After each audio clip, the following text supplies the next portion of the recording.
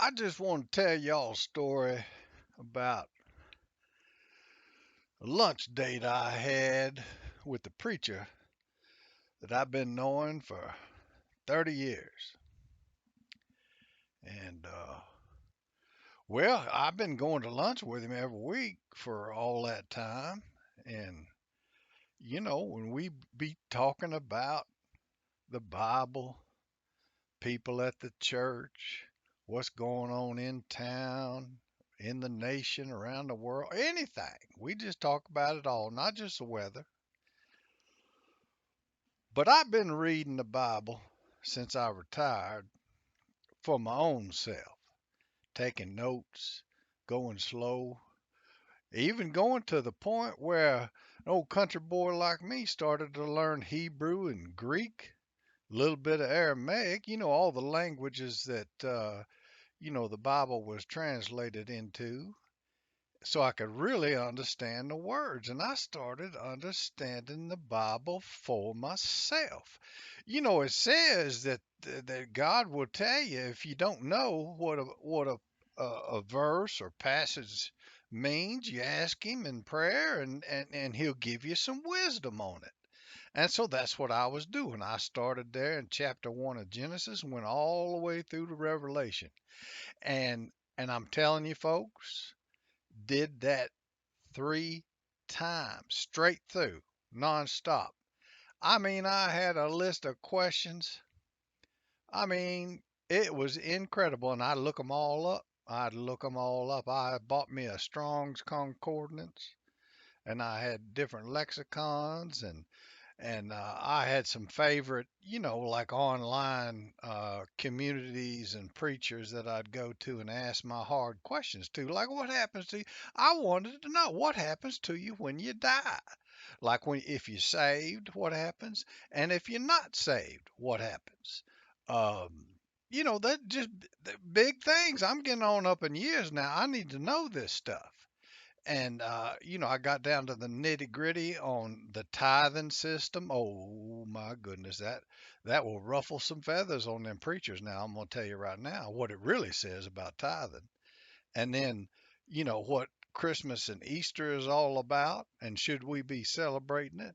And the feast, the holy days in the Bible, not the holidays, but the holy days, the feasts in the Bible. We supposed to be observing those, you know, they're all written in the Bible, and it says to do it, for all and them zeets or tassels or fringes or whatever you call, right there in Numbers, it says you're supposed to be wearing them for all your it says words like that for all your generation, not just for Israel.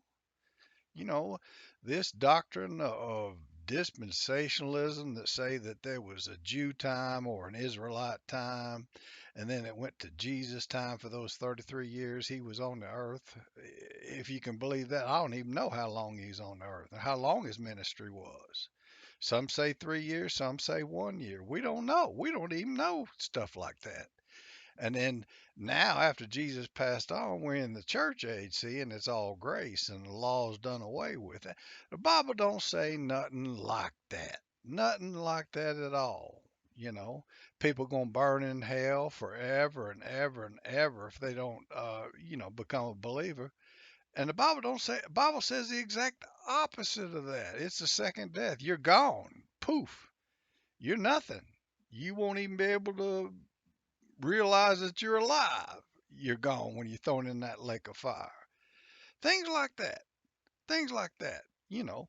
And this being able to eat pork and shellfish and the laws done away with, there ain't no such a thing in the New Testament says anything close to that.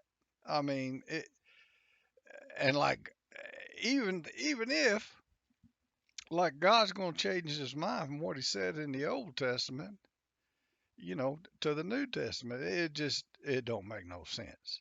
Don't make no sense at all to me. I laid it all out for, and don't get me started on flat Earth, non-moving dome flat Earth. Bible is a flat Earth book, and I laid all that stuff out for him. He didn't say a peep. He liked to choked on his pork chop while he was eating it, especially when I got to that point about you ain't supposed to be eating pork and shellfish and whatnot. Excuse me, I had a sip of coffee. But anyway, this preacher man was getting red in the face, and I noticed he actually coughed when I got to the tithe, and I pointed out some verses and some lies that the preachers and deacons and everybody else will tell you about that. And he got upset and mad. You know, it was his turn to pay for lunch. He just stood up, didn't say a word, didn't say a word, just stood up, turned, and headed out of that diner. And next thing I know, people were calling me saying I was thrown out of the church. Everybody in there was friends. It's a small community. You ain't but about 3 or 4 thousand of us around the area, and only about, I don't know, 120 go to that little Baptist church. But anyway, I was thrown out the church, a deacon thrown out the church for what he said was heresy. And he was telling people I was a flat earther, and he believes you're not supposed to be eating bacon, and um, you know that the tithe is wrong, and you're supposed to be going to church on Saturday, not Sunday, and all the things that he knew would rile people up, and it does. I know it does. Heck, it riled me up until I prayed and prayed about these truths that I found in the Bible, studying it for myself. Because I like, God, this can't be. I've been doing this for decades. I've been eating bacon all my life. And, it was hard. It took me a week to finally fall on my face and say, Yes, Lord, uh, I'm going to do what the Bible says to do, and I'm going to not do what the Bible says to not do. And so now, I don't have a church. I still got friends from the church, and they come over and we read the Bible and pray. Now, they're not on board with everything, but I'm telling you, several of them waking up. Now, I've got many of them convinced that the earth is flat, non moving, and domed. There's so many of them. I mean, so many of them struggling with that bacon. I tell you, that was hard. That was hard. But when you realize the truth of it, you won't touch it because Isaiah, you know, has a prophecy in there, and it is a horrible thing that will happen to people that eat pork. Uh, it's a prophecy, it ain't happened yet. I mean, you're gonna be burned up while you're alive. That's what Isaiah chapter 66, or right around verse 15, 16, 17. I'm telling you, it's scary. That scared me straight on it. So, bye bye bacon, baby back ribs, shrimp, lobster. I don't eat none of that no more. No catfish. I used to eat my weight in catfish on Fridays. I mean, God forgive me. Uh, Anyhows, folks, the truth is the truth. It will definitely set you free. It's crazy. Just don't tell your preacher you get thrown out of church.